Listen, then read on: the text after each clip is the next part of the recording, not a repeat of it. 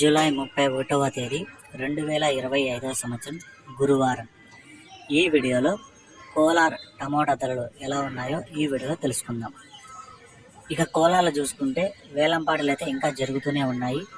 ఇప్పటివరకు జరిగిన వేలంపాటల ప్రకారం మాత్రమే ఈ ధరలు.